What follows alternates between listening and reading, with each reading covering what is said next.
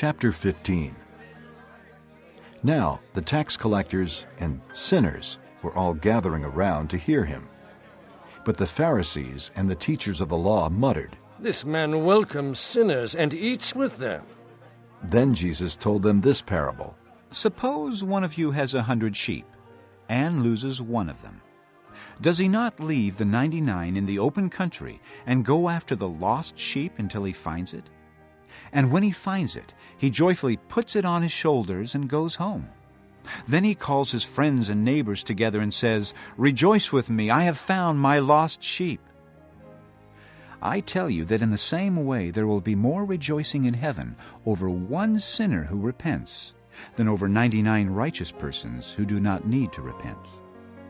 Or suppose a woman has 10 silver coins and loses one.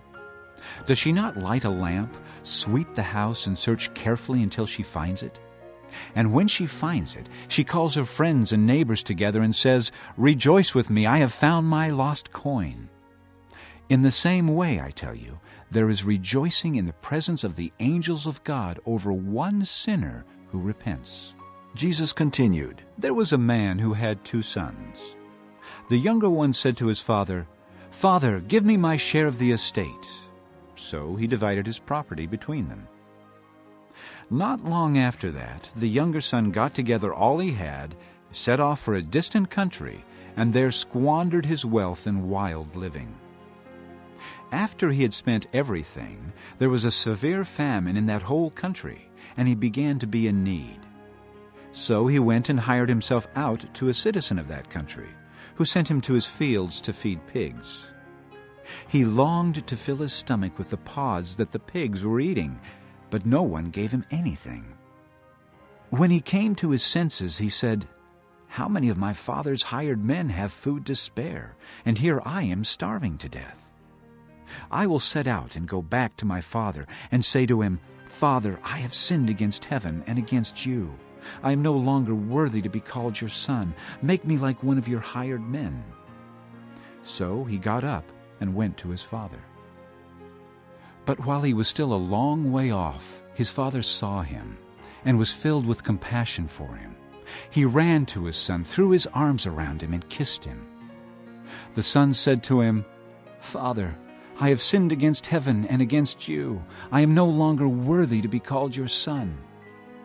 But the father said to his servants, 'Quick, bring the best robe and put it on him. Put a ring on his finger and sandals on his feet. Bring the fattened calf and kill it.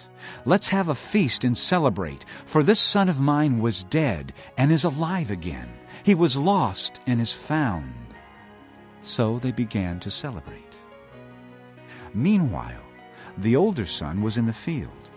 When he came near the house, he heard music and dancing. So he called one of the servants and asked him what was going on. 'Your brother has come,' he replied, 'and your father has killed the fattened calf because he has him back safe and sound.' The older brother became angry and refused to go in. So his father went out and pleaded with him.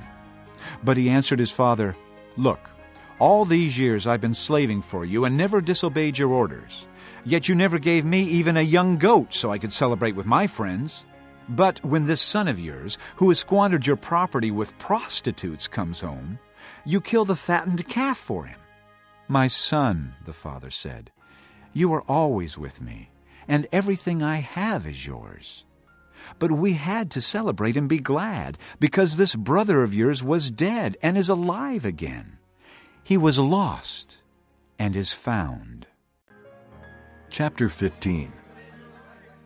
Now the tax collectors and sinners were all gathering around to hear him. But the Pharisees and the teachers of the law muttered. "This man welcomes sinners and eats with them." Then Jesus told them this parable.